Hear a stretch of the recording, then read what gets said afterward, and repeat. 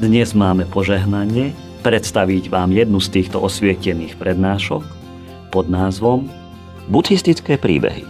Úžasná mníška. 3. časť z 5. v relácii medzi majsterkou a žiakmi. Podané v angličtine 4. septembra 2015 vo Francúzsku.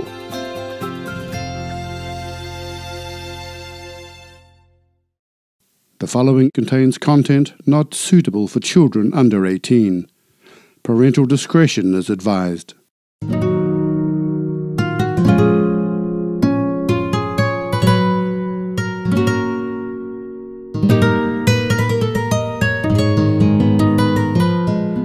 Therefore, I tried to dig the earth and get out. I did get out. But I sat there next to the tomb and cried again. My God, what a life, huh? Okay. She was crying to herself, thinking, I don't know what kind of terrible deeds I have done in the former life. That in this lifetime, I had to encounter so many disasters, pain, sorrow, and suffering, thirst. Yeah. How many times I almost die and live again and come back and to life and die again and come back to life again. How terrible. And I observed that properly, hundreds, thousands, or millions other same female sex like me, also married, and I think this is all like a yoke, on the female's life, like imprisonment, yeah. Is only slavery, yeah, and making your life more and more ignorant and suffering.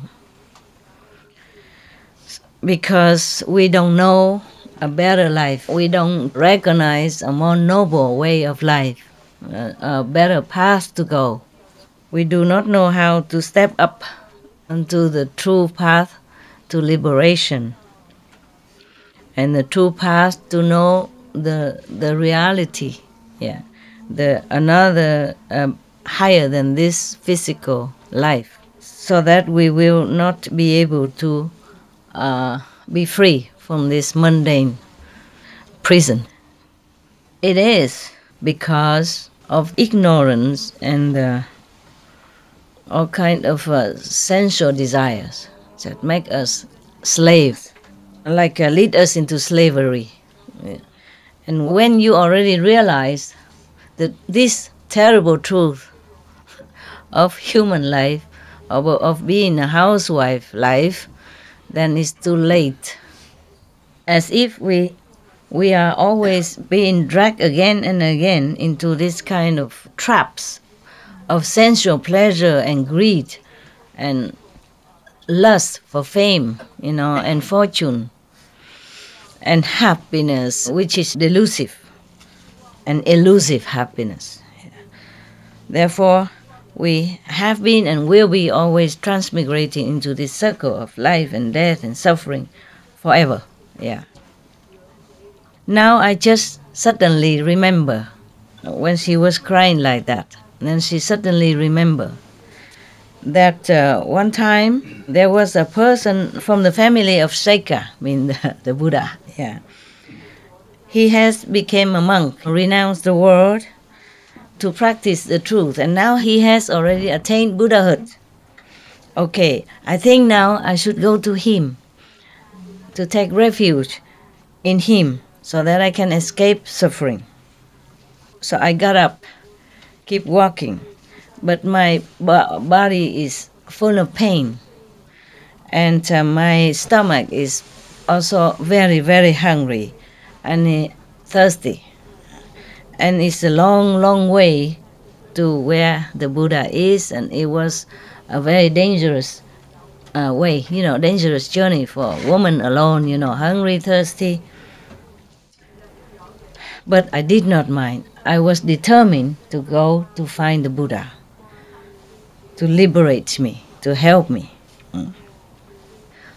I keep walking and asking the way until I found myself in the forest Ki Huan. Yeah. At that time, it's already dark. The night fell. But from long way, I have seen the Buddha already. I have seen him bright as a mountain of gold. Yeah. Very dignified, very majestic, but full of compassion and mercy. He is truly an extraordinary being. He's not from this world. Yes. He's definitely able to liberate heaven beings as well as human beings. So at that time, I was beyond joy. And I knelt down on the road and looking toward his direction and prayed to be liberated. And then the Buddha came to me. At that time, I was kneeling on the ground. My body has nothing to cover. I feel so ashamed. I have to try to cover myself with my hands. Yeah. The Buddha asked Anand, a reverend, to bring me a clothes to wear, a piece of clothes. And then I went to the Buddha and prostrate at his feet, and then tell him everything about my life up to now, and beg him to let me become his non-disciple. Yeah. And then the Buddha asked Anand to bring me to the nun, Great Compassionate Way, that's her name. I translate it like that, to teach me. Yeah. And then she give me the bhikkhuni, the nuns' precepts, yeah, and make me become a priestess. And then she teach me the Four Noble Truths, yeah, how to escape suffering and birth and death, transmigration and all that. Yes. I was very diligent in my practice and keeping my precepts as a nun. Not very long, I truly understood, truly realized that life is truly a suffering, and the Buddha's teaching and enlightened saints' teaching is truly a path to liberation. And then I could even understand my past lives, and I can see my future lives. And I can see what kind of bad deeds, what kind of wicked deeds I have done in the past lives, so that in this lifetime I have to bear the consequences. So some of the new nuns asked the bhikkhuni, wonderful, Reverend Mother, in the past life, what kind of sin did you commit so that in this lifetime you suffer so much? Please, can you tell us so that we can learn something? They say, yes, I will tell you. Pay attention. And they say, yes, we will. Long life ago, long time ago. At that time, many lifetime ago, long time ago in the past. At that time, there was a noble, rich family, has no children with the first wife. So he married a concubine, the second wife. Yeah. And this concubine, this wife is very beautiful. The second wife is very beautiful. So he really favored her very much. She's his favorite. Yeah. And both of them are loving each other passionately. Life is good. Love is great. Yeah. Not long ago, she gave birth to a son even. Oh, God, it's even more favorite. You must know, you should know in the old time, even now, giving birth to a son. For example, even now in China, give birth to a son means good. Give birth to a woman, no. We are still second-class citizen, okay? Because man can carry the family's tradition and business and name, you see? So that means the family name will live longer, continue. But the woman born have to be married far away from home and take the name of the husband. And whatever children born, it will be the name of the stranger over there. Understand? Nothing to do with the wife family anymore. For example, like that. Yeah. Therefore, since then, he even loved her more and more and more, Anything she wants is immediately she gets. Yeah, like that. And then the first wife was thinking to herself, since I marry him, we both work very hard together, husband and wife, and sparing, and saving in order to become rich like today. But now in the future, I'm sure only the second wife will have it all. Yeah. It is so useless for me. I will have nothing. Wasted all my time and my youth. Now working hard for somebody else to enjoy. Yeah. I think it's better I kill the second wife's son. She was thinking like that. So she used a very long needle. Yeah, long needle. Wait until everybody sleeps, she came and killed the baby. And of course the second wife, crying day and night, non-stop. And then after a while she was thinking, my son was not sick, nothing wrong with him. Suddenly he died like that. I think it's the first wife killed him. And then she came and confronted the first wife and asked her, my son has done no harm to you. What sin has he done that you kill him like that? And of course the first wife said, what are you talking about? Huh? Why are you talking crazily like that?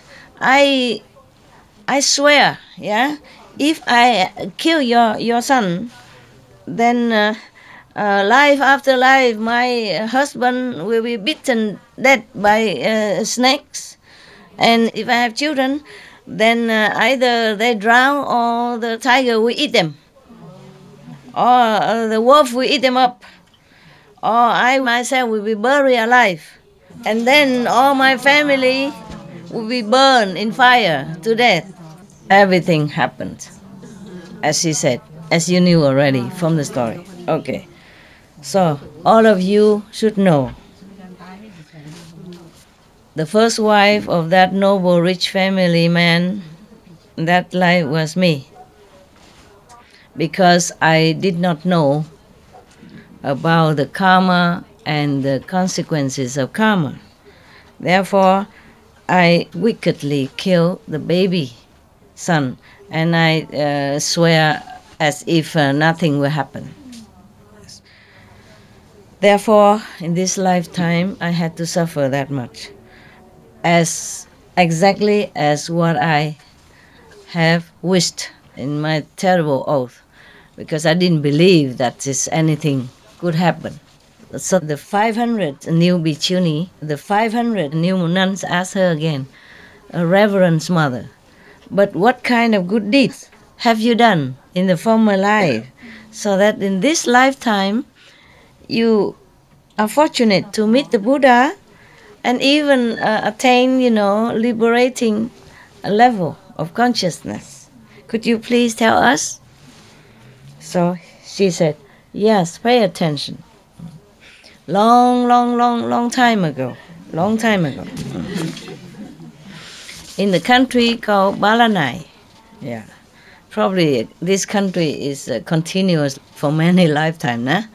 Just like, I don't know, Vietnam or French, or, it's always the same name. There's another country, this is the same country, Balanai. Always this country pop up in many stories. Yeah. Because this story probably happened in India, a lot of story happened in India. And the same earth.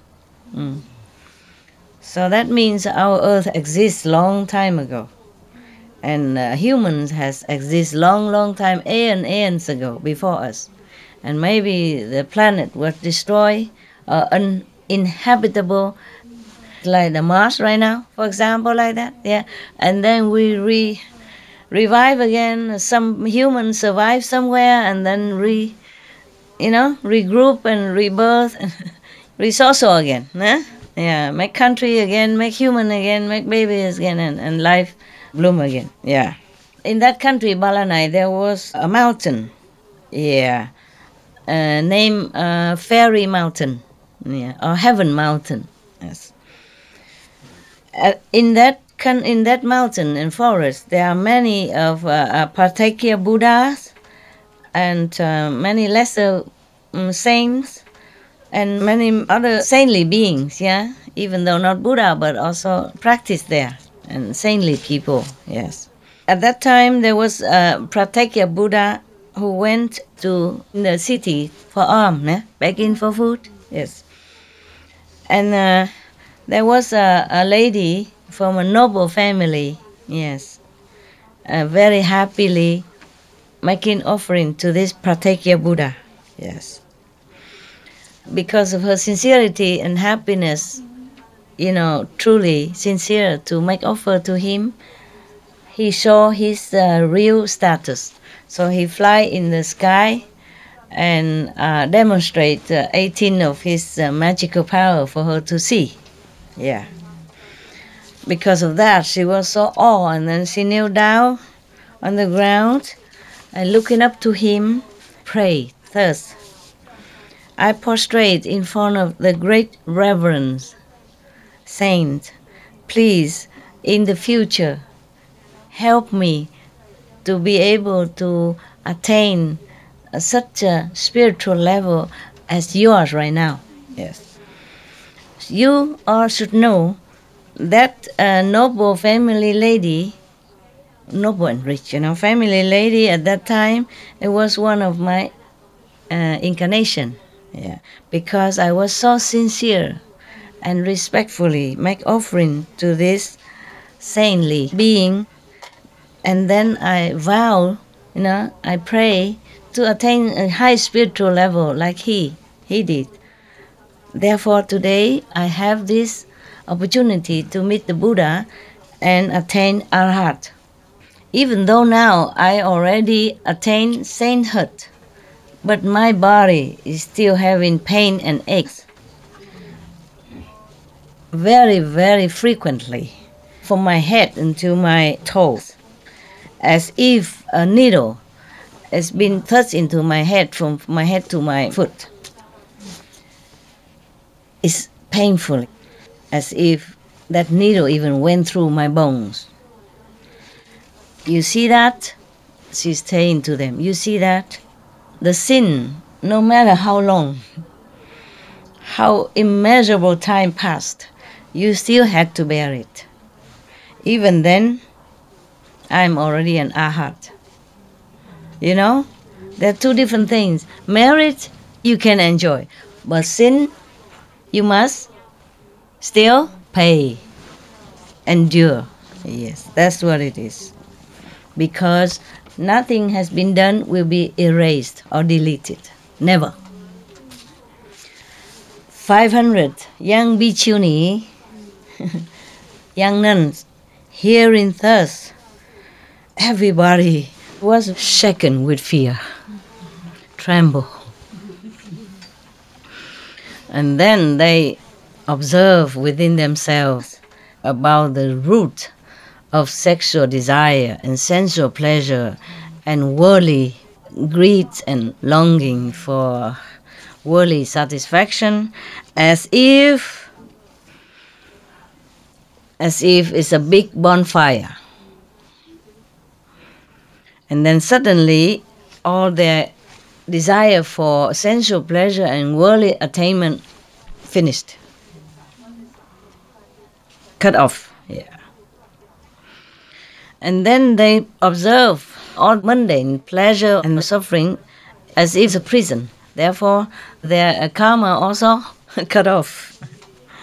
And then in their heart, in their mind, everything is clear. And then they understood the truth, the true insight. Maybe she initiated them, and they saw the light. And then they became arhat immediately over there. Because there's such a shaken fear within them. Therefore, they concentrated. The mind cannot disturb them anymore.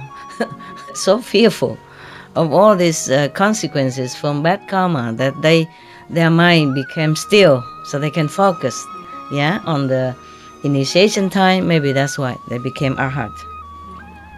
Destroy all many lifetime, many aeons of karmic hindrance and retributions.